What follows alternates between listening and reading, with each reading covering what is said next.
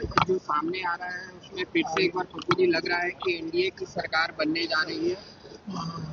भगवान ने 5:30 बजे के बाद ये लोग आधा घंटा में तय कर लिए किसकी सरकार बन जाएगी।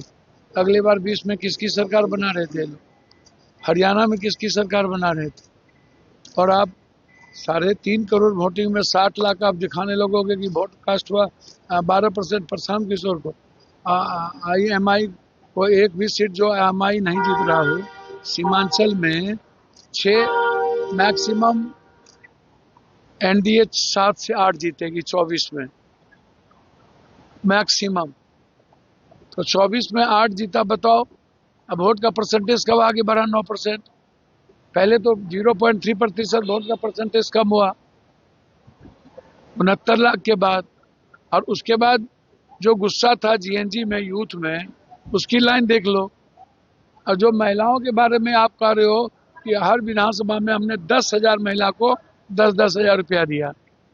आप सीधा गिन लेते हो, 1 करोड़ महिला को गुना कर देते हो 230 से और कह देते हो बाहर माना मुसलमान की महिलाएं, अत्यंत पिछड़ी जाति की महिलाएं, यादवों की महिलाएं आपको 10,000 रुपये पर वोट दे दी। और 80% वोट कास्ट हुआ कस्बा में हमारा, 80%। और लगभग 79 किशनगंज में हुआ, अररिया हुआ। तो वोट कास्ट बढ़ा, 9% बढ़ा कम। जब हम सीमांचल और कोसी उस इलाके में गए तब वोट परसेंटेज बढ़ा। पहले तो वोट परसेंटेज घटा।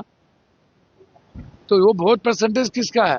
जीएनजी जो गुस्सा में वोट दिया वो वोट परसेंटेज किसका है? अब जरा हमें बताओ। तो भैया आप जो बैठे बैठे एग्जैक्ट पोल क्या होगा वो तो देखोगे ना भाई। हाँ, अगले बार भी 9 सीट जबरदस्ती जीत के आपने सरकार बनाई। अब चोरी करके ही 2,000, 3,000, 500, 1,000 वोट को फिर से आप सत्ता के द्वारा दुरुपयोग करिएगा, वो तो बिल्कुल अलग बात। वो सत्ता है तो आप नंगा खेल खेल लेते हैं, लेकिन जनता के बदौलत तो आपके पास कुछ भी नहीं है। बदलाव हमें दिखा है, मैंने जितना बिहार का दौरा और मोटरसाइकिल से, मैं तो कह रहा हूँ जितना मैंने देखा उसमें बदलाव। इस बार न्यू जनरेशन जो है वो बदलाव चाहता है, आप इसको समझिए। सत्ता पक्ष वाले लोग कह रहे हैं कि महागठबंधन की हार होने वाली है, इस वजह से वो एक एग्जिट पोल को नहीं मान रहे हैं। अच्छा, पहले अगला बार महागठबंधन की जीत हो रही थी तो आप क्या बोल रहे थे?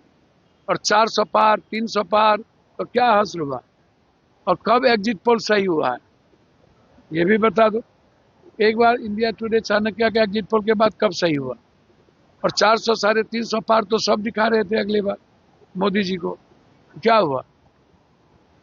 ये बैठ करके 10 मिनट में 5 बजे के बाद शुरू कर देते हो, आधे घंटे में एग्जिट पोल। अब वोट कास्ट होता है 7 बजे तक, 6 बजे तक, 8 बजे तक। तो बिना जाने बिना समझे पहले से तय कर लेते हो और एक अमित भाई लव लेटर देते हैं, उसी के इर्द गिर्द शुरू हो जाते हो नाचना, ताकि चोरी करने का बड़ा मजा आ जाए। तो आपको भी सर लग रहा है कि जो एग्जिट पोल है वो जब मुझे बिल्कुल सट्टा बाजार है, माल कमाने का रास्ता है, अलग अलग तरीके से बात करते हो, महिला महिला चिल्लाते हो, यूथ को देखते ही नहीं हो। तो यूथ को भी तो देखोगे, बिहार के बारे में भी तो। देखिए मैं तो इतना समझता हूँ, मुझको जो समझ है 12 मिनिमम इंडिया गठबंधन 12-13 से तो नीचे की कोई संभावना ही नहीं है। मैक्सिमम 19 से 23 इंडिया गठबंधन जाएगा ही जाएगा, 24 भी जा सकता है, लेकिन 12-13 से तो नीचे की संभावना, या तो हंग असेंबली होगा या नहीं तो फिर एज होगा महागठबंधन। अगर महागठबंधन सरकार बनाती है तो उप मुख्यमंत्री चेहरा कौन होगा? उसमें तो है ही डिप्टी सीएम साहब हमारे सैनी जी। उसमें क्या दूसरे तो महादलित और माइनॉरिटी दोनों है ही, उसमें कोई बहस है क्या? हमारे नेता ने जो बात कह दी है कह दी। के बाद इनको तो एको मिनट नहीं रहना चाहिए, रिजाइन करना चाहिए। अकाउंटेबिलिटी तो तय होती नहीं है। सुबह में आरडीएक्स इतना बड़ा जखीरा 3,000 क्विंटल का फरीदाबाद में ऊपर से आया था क्या? तो कौन अकाउंटेबिलिटी? भूटान में घूम रहे हैं, मजे ले रहे हैं, कारपेट बिछा रहे हैं। पुलवामा से लेके पहलगाम तक के बीच में कितने बार सैनिक कैंप पर हमला हुआ? और कौन कब अकाउंटेबिलिटी तय हुई? बारूद कहाँ से आया पुलवामा में, ये आज तक आप नहीं बता पाए। क्या आप बैठे हुए थे क्या कि लाल किला जहाँ से पीएम भाषण देता है वहां पर आप इंतजार कर रहे थे? अब फिर वो शुरू कर दिए जवाब देंगे, तो दीजिए ना जवाब। कब जवाब दिए हैं? पुलवामा में जवाब दिए क्या? पहलगाम में जवाब दिए क्या? हद ही हो गई भाई। आप जवाब दीजिए और पहले रिजाइन तो करिए, अकाउंटेबिलिटी तय तो करिए।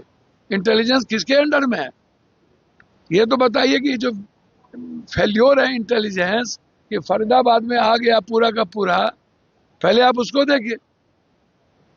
तो